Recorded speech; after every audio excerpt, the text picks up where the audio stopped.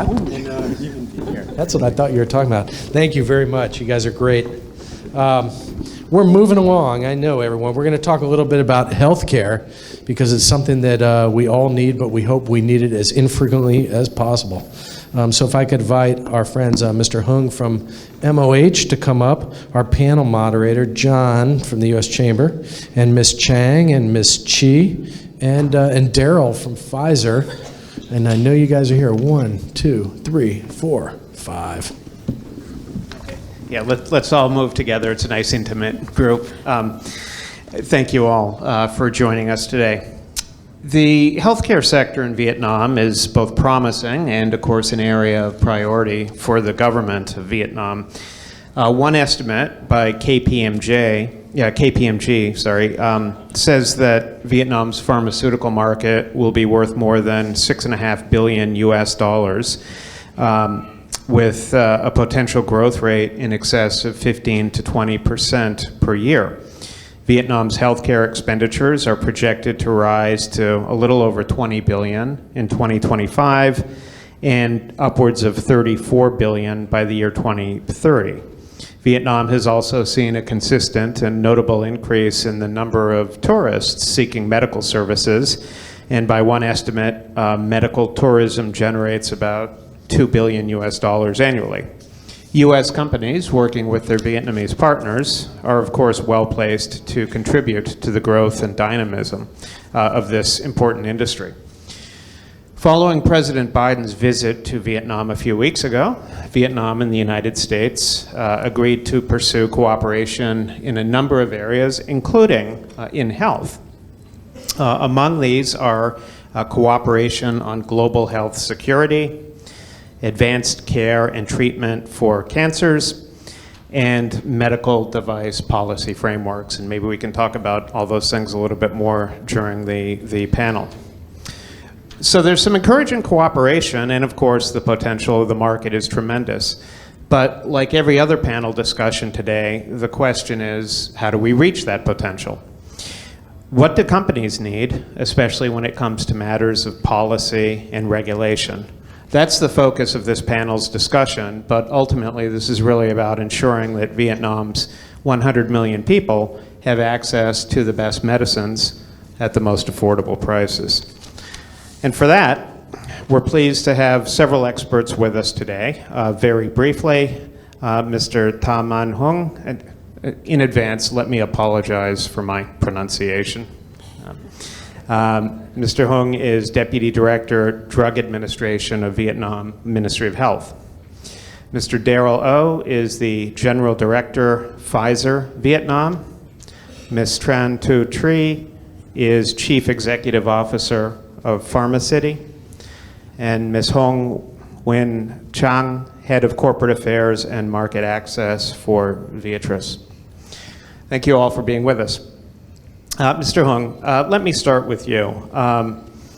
The question is simply, from your perspective, what can the pharmaceutical industry do to support improved access, affordability, and wellness in Vietnam?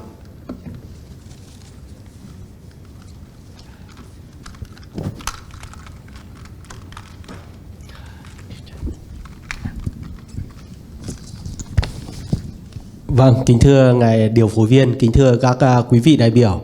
Liên quan đến nội dung này thì về phía Cục Quản lý Dược, Bộ Y tế là cái đơn vị tham mưu cho lãnh đạo Bộ về cái công tác là đảm bảo các cái nguồn cung về thuốc cũng như là cái chiến sản xuất thuốc. Thì chúng tôi xin phép được phát biểu trên cái khía cạnh là về đơn vị quản lý về liên quan đến Cục Quản lý Dược theo chức năng nhiệm vụ.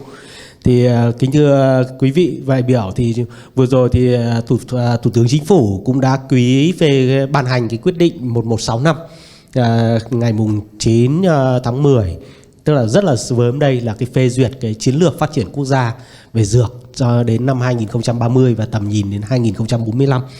Thì với cái chiến lược này thì trong một cái thời gian tới thì để tạo động lực phát triển cho ngành dược thì Bộ Y tế thì trong đó thì chiến lược thể hiện được mục tiêu các cái giải pháp phát triển cái ngành dược trong thời gian tới, bao gồm tất cả các lĩnh vực từ sản xuất, phân phối, lưu thông, đảm bảo thuốc, sử dụng thuốc an toàn, hợp lý, và trọng tâm tập trung vào một số cái điểm như là thứ nhất đó là cái phát triển cái công nghiệp dược và dược liệu sản xuất trong nước để hướng tới là có thể là đạt tới sản xuất, có thể nghiên cứu ứng dụng để sản xuất các cái dạng thuốc mới, thuốc biệt dược gốc, thuốc có dạng bào chế hiện đại và hướng tới là trở thành trung tâm sản xuất, gia công, chuyển giao công nghệ các cái thuốc biệt dược gốc của khu vực ASEAN và phấn đấu để đạt được nền công nghiệp dược ở mức độ 4 theo cái phân loại của Tổ chức Y tế Thế giới. Đấy là cái một trong những cái mục tiêu. Với cái mục tiêu chiến lược này thì tôi hy vọng là trong cái thời gian tới thì sẽ có rất là nhiều các cái nhà đầu tư, đặc biệt nữa là nhà đầu tư đến từ Mỹ có thể để đầu tư chuyển giao sản xuất các cái công nghệ, các cái dược phẩm tiên tiến, các cái thuốc phát minh ở tại Việt Nam. Trong cái để thực hiện cái chính sách này thì ngoài cái chiến lược thì Thủ tướng Chính phủ cũng đã ký cái quyết định 376 là phát triển lĩnh vực công nghiệp dược, và trong đó thì cũng tập trung ưu tiên là thu hút đầu tư để sản xuất các cái thuốc phát minh, các cái thuốc biệt dược gốc, các cái thuốc hiếm mà hiện nay là Việt Nam chưa sản xuất được. Đấy là và đây là một trong những cái trọng tâm ưu tiên về hướng tới là có thể là nâng cái nền cái công nghiệp dược Việt Nam để chuyển từ cái sản xuất là thuốc generic sang các cái nghiên cứu đổi mới sáng tạo, phát triển các cái thuốc phát minh để trở thành một cái trung tâm sản xuất dược phẩm hàng đầu của khu vực trên thế giới, không những là cung cấp cho thị trường người dân Việt Nam mà còn hướng tới là các cái nước ở trong ASEAN và tiến tới là các cái nước ở trên thế giới nữa. Và để thực hiện cái chương trình này thì hiện nay Bộ Y tế cũng đang sửa đổi luật dược năm 2016. Trong cái 5 cái chính sách và theo cái kế hoạch thì đến tháng 5 năm 2024 thì luật dược sửa đổi bổ sung một số điều sẽ được trình để ra Quốc hội để xin ý kiến, và theo lộ chương trình thì đến tháng 10 năm 2024 thì kỳ họp Quốc hội sẽ thông qua để có luật dược sửa đổi bổ sung là có hiệu lực từ ngày 1 tháng 1 năm 2024. Và trong 5 cái chính sách mà sửa đổi bổ sung luật dược thì cũng có được 2 cái chính sách là thể hiện cái việc mà tăng cường cái việc để một đó là cái chính sách ưu tiên phát triển công nghiệp dược, cũng là cái cũng chuyển đổi từ chuyển sản xuất thuốc generic sang thuốc phát minh, và cái ưu tiên ở cái mức cao nhất đối với cái việc mà đầu tư chuyển giao công nghệ sản xuất các cái thuốc biệt dược gốc, thuốc phát minh, các vaccine sinh phẩm, những cái thuốc hiếm mà Việt Nam chưa sản xuất được. Đấy là cái được hưởng ở cái mức ưu đãi lớn nhất. Và cái thứ hai nữa là cũng là để tăng cái việc mà tiếp cận sớm các cái thuốc có chất lượng. Thì trong 5 cái chính sách thì ngoài cái chính sách ưu tiên phát triển công nghiệp dược ra thì sẽ tiến tới hiện nay là sẽ đổi mới các cái liên quan đến cái việc mà cấp giấy đăng ký lưu hành của thuốc, bao gồm có cả cấp lần đầu và cái chính sách mà gia hạn cái giấy đăng ký lưu hành của thuốc để làm sao để có thể là đảm bảo cung ứng đầy đủ kịp thời các cái thuốc có chất lượng và cho người dân, và để cho người dân được có thể quyền được cái tiếp cận sớm các cái thuốc mới, thuốc phát minh có chất lượng cao ở trên thế giới. Vì vậy trong thời gian tới thì với cái chính sách đối lựa cái Việt Nam Mỹ vừa mới ký cái đối tác chiến lược toàn diện, và trong đó thì cũng như là ngài điều phối viên có nói đó là Mỹ ủng hộ cái việc mà Việt Nam phát triển cái ngành dược ở mức cao và cũng như là sản xuất các cái thuốc mà liên quan đến ung thư. Đấy thì cũng rất mong là với là Mỹ là một cái có rất nhiều các cái tập đoàn dược phẩm lớn có nền công nghệ khoa học, đặc biệt là trong lĩnh vực dược phẩm là rất phát triển và sản xuất có số lượng các cái thuốc phát minh nhiều nhất ở trên thế giới. Thì hy vọng là trong cái thời gian tới thì sẽ có nhiều các cái công ty của Mỹ sẽ đầu tư sản xuất thuốc phát minh cũng như là chuyển giao các cái công nghệ sản xuất các cái thuốc phát minh cho các cái đơn vị ở Việt Nam. Xin có một số ý kiến nữa. Thank you for that. I want to ask our other panelists, and maybe I can start with Ms. Chan. What is your reaction to both the strategy that Mr. Hung has described as well as the upcoming legislation to be in place at the beginning of 2025? Whoever wants to take it first. Kính thưa các quý vị, tôi xin tự giới thiệu, tôi là dược sĩ Trang đến từ công ty Viatris. Rất cảm ơn câu hỏi của anh John. Và để tiếp theo lời của Phó Cục trưởng Hùng, thì chúng tôi, công ty Viatris là một trong những cái minh chứng cho việc đầu tư vào cái chuyển giao công nghệ thuốc biệt dược gốc tại Việt Nam. Và trước khi nói về những cái ưu tiên của Viatris tại Việt Nam thì tôi xin nói sơ qua về lịch sử hình thành của Viatris. Viatris dường như là một công ty rất là mới trên thị trường, và chúng tôi mới được thành lập năm 2020 tại Mỹ, dưới sự sát nhập bởi hai tập đoàn là Milan và Upjohn là tách ra từ Pfizer. Và tính đến năm 2022, chúng tôi đã đã cung cấp thuốc trên toàn thế giới cho hơn 1 tỷ bệnh nhân, với một cái danh mục rất là phong phú, bao gồm cả các thuốc biệt dược gốc và những thuốc generic chất lượng cao, có dạng bào chế phức tạp. Tại Việt Nam thì chúng tôi đã thành lập văn phòng đại diện và cũng như là thành lập doanh nghiệp FIE vào năm 2021, và chúng tôi đầu tư vào cái dự án chuyển giao công nghệ thuốc biệt dược gốc tại Việt Nam từ năm 2017, và dự kiến là đến cuối năm nay, đầu 2024 sẽ có sản phẩm đầu tiên ra thị trường.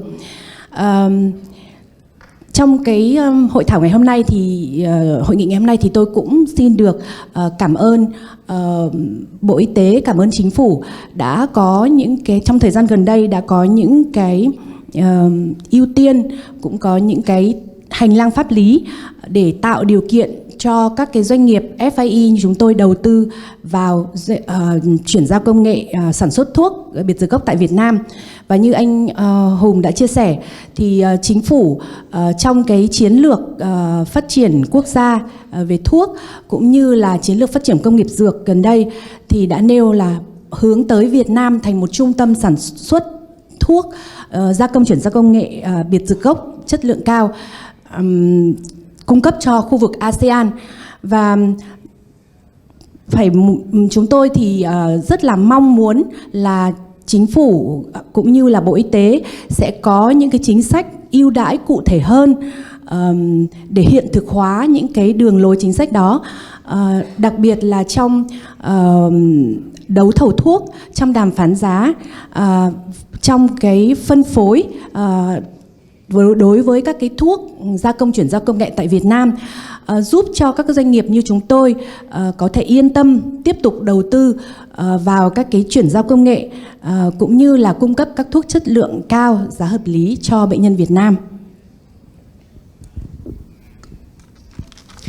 Thank you. Daryl, same question here. The strategy, the upcoming legislation, what do you guys think about it? Yeah, so look, I think first and foremost, we've seen firsthand when industry and government come together, what we can accomplish. And I think these strides here in terms of MA approval, renewals, trying to improve the sustainability of supply. Having said that, in Vietnam, and I'll just give one stat here, when you look at over the last 10 years of all the medications that have been approved in the United States by the FDA, 1 out of every 10 is available here in Vietnam. Okay, so roughly 1 out of every 10 new innovative medicines is available. So we have a huge opportunity to accelerate time to market authorization approval in Vietnam. And one of the ways to do this is to simplify and strengthen the regulatory process here in Vietnam. One of the potential pathways is using regulatory reliance, where you're leveraging best practices from around the world, other agencies, and that will alleviate some of the burden on the MOH and the DAV to simplify. And through that, you will not have to compromise on the quality, the safety, the efficacy of the medications. So time to market, access, strengthening, and I know we'll have a great opportunity to tackle that and address that with the updating of the pharma law. Pharmacy law was called out from 2016 to now. And when you pivot to innovation, it's a similar focus, I would say. When you look at the collaboration that's needed, and when you look at the policy reforms, and when you look at regulatory strengthening, that can be the bedrock for building investor confidence to increase investment here, for new players to come, and you're going to create an environment that's conducive to predictability, sustainability, and we need that because to Decision 1165, developing the innovative pharmaceutical industry 2030 to Vision 2045, you need different pillars. It's not just manufacturing, and certainly not a focus on low-cost generics, right? For Vietnam to elevate itself to an Asian differentiated hub for a biopharmaceutical industry, we need to be pivoting to higher innovation type vaccines, biologics, and you also need to build other pillars that are focused on academic, research, and the spillover is immense. So not only do you get early access to medications, you're going to creating spillovers into high-skilled jobs, universities upscaling, and as well, you need this, as we talked about, to develop a healthy medical tourism industry as well, right? We see the private channel, private hospitals growing immensely, but unless we're able to provide those HCPs, or those specialists, with the latest medicines and biological agents to treat these patients, right? You're going to still see many patients that are leaving to go to other countries, or it'll be more difficult to attract those patients to potentially come into Vietnam. So the opportunity is immense. The unmet patient need is immense here. And I think we have an amazing opportunity working very collaboratively across industry with the government to update and revise the pharmacy law. And I think that's our first step down this pathway, but very excited about the future in Vietnam. Thank you, John. Thank you, AmCham, for giving me the opportunity to be here today. Just a very brief background on Affordability, just to ensure that everybody knows what we are doing. So Affordability is actually the pioneer and the first pharmacy chain that launched in Vietnam about 13 years ago. We actually the first to actually bring in the transparency of the quality, the authenticity, and also the pricing of the medicine that helps to improve the quality of the medicine in the industry. Just to respond to the questions, so I think, I don't know if you hear about this information, but I'm very excited to share that, just 3 months ago, I had a meeting with the IQVA company, which is one of the big research company for pharmaceutical, and they actually announced that right now, this year, Vietnam pharmaceutical retail industry is actually the biggest in ASEAN, and we are growing the fastest. And this is actually amazing, for the country. And we see that there's still a lot of opportunities that we can do. For us as a pharmacy retail, we see a very important role that we play to help improve the accessibility, the innovation and affordability in the industry. Because as some of you have seen during the pandemic, the pharmacists also play a critical role to ensure provide medicine to the people. We see ourselves as a driver of community healthcare. We can help to reduce the workload for the hospitals, for the country, developing countries in Vietnam. So we are very excited about the effort that the Ministry of Health is doing. And from a retail standpoint, I think Daryl mentioned about the new law of pharmacy. 2016 is very important. This is a revision that the ministry is working on. And a few things that we would definitely propose that it's being reviewed. One is how we can actually, considering allowing the pharmacy retail, can dispense also the social insurance medicine alongside with the hospital. That will allow us to also help provide access to the medicine of the people. The second thing is about e-commerce. Right now, we don't yet have a very clear instruction, regulation on how we're gonna do medicine in the e-commerce. But we all know e-commerce is an important, and it's definitely is growing fast. Even if we don't allow it to happen, it's happening in the market. So if we actually can review and provide good clarity and ensure good compliance to this, we allow good practice and also good accessibility to the people. So that's a second thing that we would like, and that is being reviewed as well.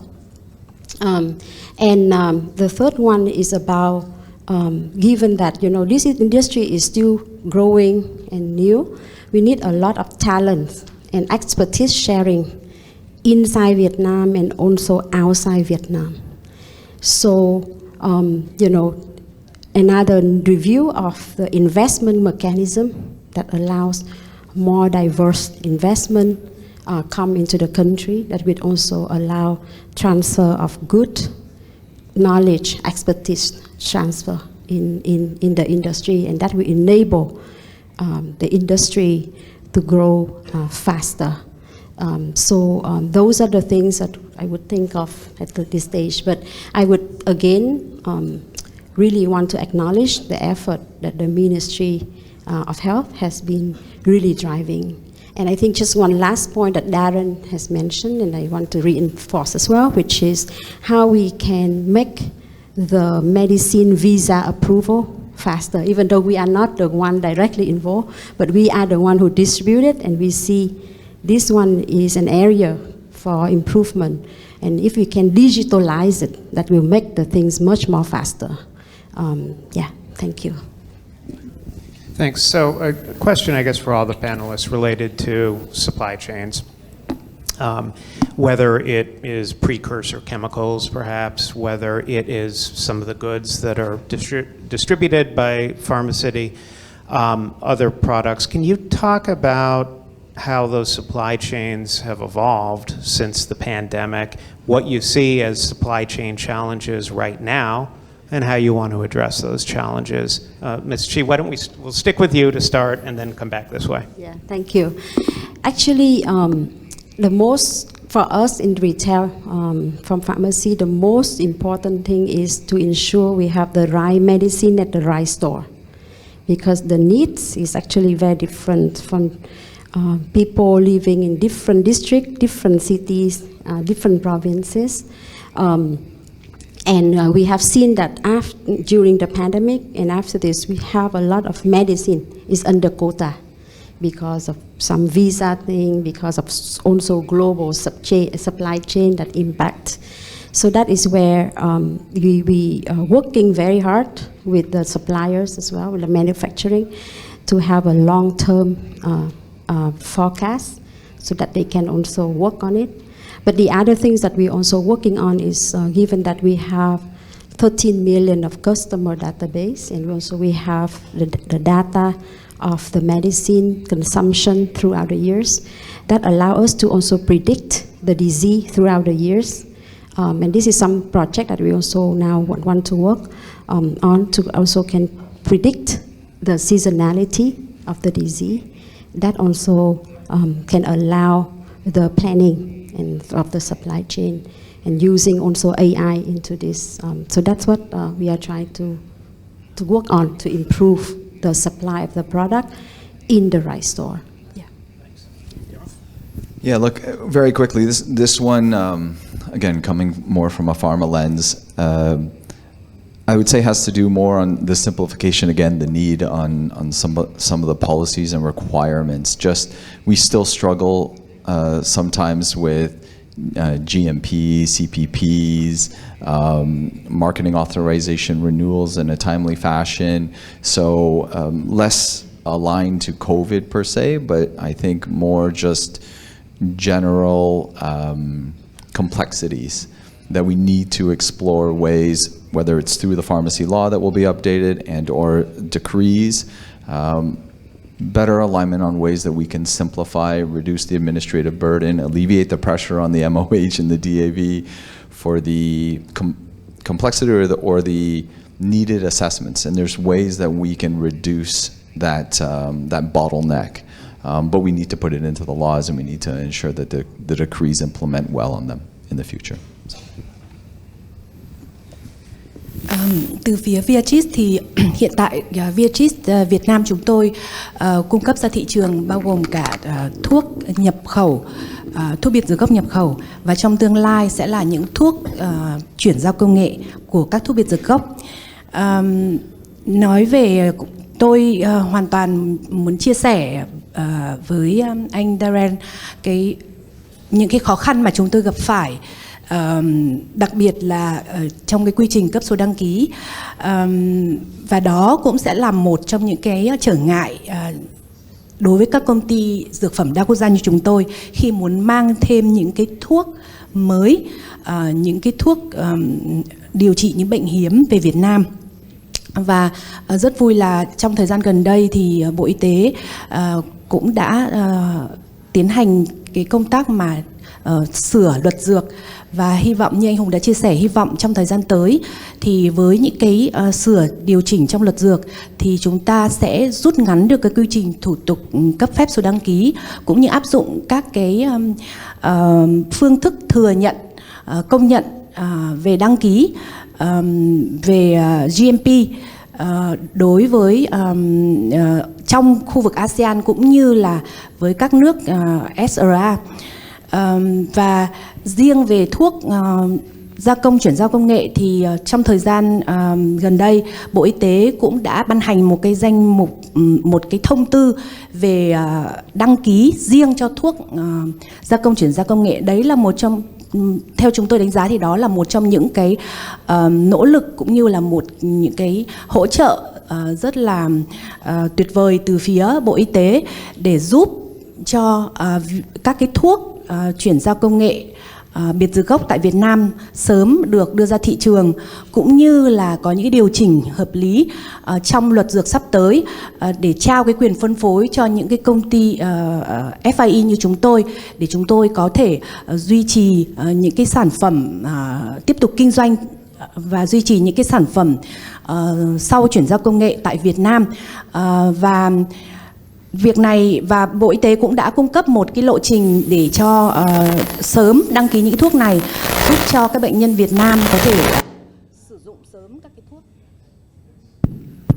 có thể có được sớm những cái thuốc mà chuyển giao công nghệ do người Việt Nam sản xuất, và như vậy là đảm bảo an ninh thuốc, đảm bảo là người bệnh sẽ sớm tiếp cận được với thuốc.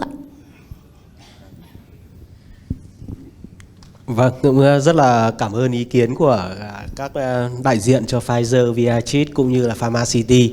Thì cũng như tôi cũng đã trình bày, đấy là hiện nay thì với cái chiến lược phát triển quốc gia về ngành dược thì đã trong Thủ tướng Chính phủ vừa mới phê duyệt thì cũng có rất là nhiều để với mục tiêu chính đó là cái để làm sao mà phát triển cái ngành công nghiệp dược Việt Nam và đảm bảo cái việc mà cung ứng đầy đủ kịp thời các cái thuốc có chất lượng, an toàn, hiệu quả với giá thành hợp lý cho người bệnh.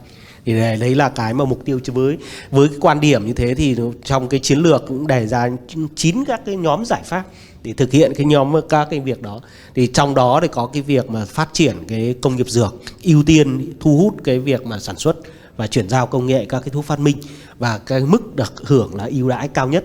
Và vừa rồi thì sửa luật đấu thầu thì chúng tôi cũng đã có những cái ưu tiên đối với các cái thuốc mà Việt Nam đang chưa sản xuất được, hoặc là những cái nhóm thuốc mà Việt Nam được tiếp nhận chuyển giao công nghệ thì cũng đã có những cái ưu tiên ở trong đấu thầu. Và hiện nay thì luật bảo hiểm sửa đổi thì cũng đang tiếp tục là xem xét mà đưa các cái thuốc cũng như là đưa thêm các cái vào trong các cái danh mục chi trả của bảo hiểm xã hội. Đây là người đấy. Còn có rất nhiều các cái chính sách liên nhau để mà phát triển công nghiệp dược thì hiện nay là đang là ở cái mức sẽ xem xét là ở cái mức ưu đãi cao nhất. Và hiện nay thì theo cái chương trình 376 phát triển công nghiệp dược ấy, thì Việt Nam sẽ là ưu tiên hình thành 2 cái khu công nghiệp dược tập trung và hệ sinh thái dược, một là ở miền Bắc và 2 là ở miền Nam. Thì với 2 cái khu công nghiệp này thì cũng đang đề xuất những chính sách, hưởng những chính sách cao nhất giống như là các cái khu công nghệ cao Đấy là cái cũng đây là cũng đấy. Và trong còn về để triển khai được thì hiện nay thì chúng tôi đang, Bộ Y tế đang triển khai cái việc sửa đổi luật dược, và như tôi đã nói là có 5 cái nhóm chính sách. 5 cái nhóm chính sách thì trong đó thì như anh đây, một trong những cái trọng tâm chúng tôi đã đó vào đó là cái việc mà cải cách trong cái cấp số đăng ký, cấp cái giấy phép lưu hành của thuốc, làm sao mà rút ngắn được cái thời gian. Thì hiện nay thì chúng tôi cũng đã đưa ra tất cả, vì từ cải cách thủ tục hành chính đến như việc công nhận thừa nhận cái kết quả đánh giá của các nước, để cho cái việc mà rút ngắn cái thời gian mà đăng ký, nhưng mà vẫn đảm bảo được là cái việc mà cấp phép là các cái thuốc an toàn, chất lượng và hiệu quả.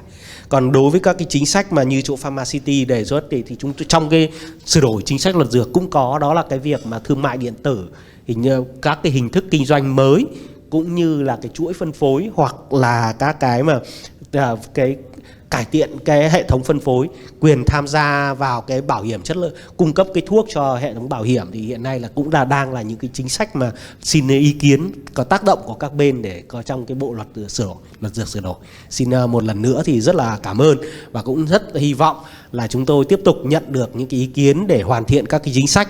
Và đặc biệt nữa là cũng nhân cái buổi hội đây cũng rất là mong là sẽ trong cái thời gian tới thì sẽ có nhiều các cái nhà đầu tư của Hoa Kỳ vào Việt Nam, thì không những là chỉ sản xuất mà cũng thể chuyển giao công nghệ, và kể cả là những cái kiến thức đào tạo cho đối với ngành dược của chúng tôi. Xin trân trọng cảm ơn ạ. Thank you very much for that. I regret that we had a rather short period of time for this panel. I know that there's a lot more to cover, but we have exceeded our allotted time. So in respect of everyone's time, I do want to wrap it up. Thank you very much for being with us today. Please join me in thanking our panelists.